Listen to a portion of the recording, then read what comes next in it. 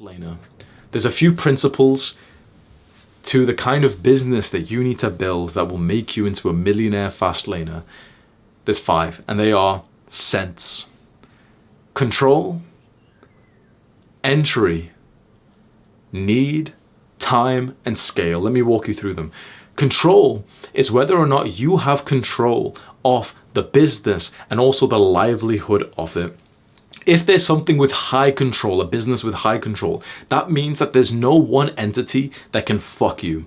If there's a business with low control, that means that there is some kind of entity, company, client who can ruin your life. What do you think YouTube is? Answer this right now. As a YouTuber, do I have high control or low control over my business? High or low? It's low. Right? Because YouTube as a company can just ban me and they've shown that they will do this. So I have low control over my business. That's a bad thing. Then there is entry. Entry refers to how hard it is to enter this business. Is it super hard? Which means that there's kind of like a moat around your business. You remember what a moat is in like history class? Like there'll be a castle and there'll be a moat which is dug out and filled with water or spikes or alligators. And that way it's like a defensive ring around your business. Entry is a moat. How hard is it to enter your business? As a YouTuber, how hard is it for another guy to just start making YouTube videos? Very easy. So in this case, we'll say that's a low entry, like it's a bad level of entry.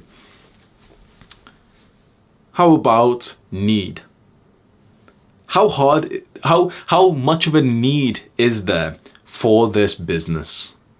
Think about the thing that you want to get into, or maybe YouTube. How much of a need is there? How much value are you providing? What level of pain points are there in the business or the market that you're getting into?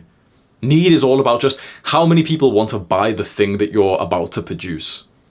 For a YouTuber, it's very mixed. You might think, oh, it's a low need. For example, a doctor, we could say, is a really high need, really in demand. YouTuber, in a weird way, it's a medium to high need because of how much the demand is of people who watch YouTube or content or social media or TikTok, for example. You wouldn't think that a TikToker is needed, but there kind of is because the demand is there. And let's say with YouTube, this advice which I give out is very needed. So I wouldn't say that YouTube is low need, even if it's something that's a little bit pathetic, like an entertainment YouTuber who does these challenges of, like the I tried doing this and, Mr. Beast style thing. You can still say that's a high need because people are still watching that because people need to be entertained. Of course, they should probably get educated instead, but we can say that's relatively high need. So if you're thinking about a business right now, you should be following along and asking these questions, and I'll walk you through like an actionable step in a second. Then time. And this is the one that most people actually know about. You want a business that's detached from your time so that your time has leverage. As a YouTuber, do I have a good use of time in this business? Is it detached from my time? Yes, I can make a video, and a video from 2 years ago is still making me money today. Awesome, there's high leverage on my time. For a doctor, for example, does he have high leverage on his time? Not at all. He can only work for 12 hours a day. He can't produce something that kind of does, the work for him, whereas the content does, like the video does the work for me. So he's got low usage of his time. And then finally, scale. Can you scale? Can you help or give value to hundreds or thousands or millions of people at once?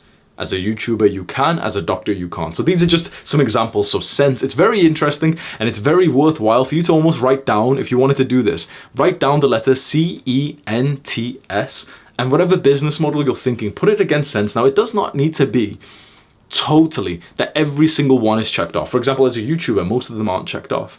But it's just something to guide you into making a business decision.